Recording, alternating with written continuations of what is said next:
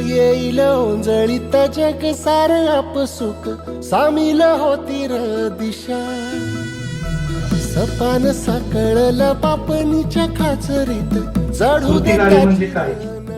एक श्रुती कार्य म्हणजे सरळ सरळ जर आपल्याला 1 रुपयाचा खर्च करायचा असेल ना तर डोळ्यापुढे येणारी आई आहे. सर्वात पहिले डोळ्यापुढे आई येते.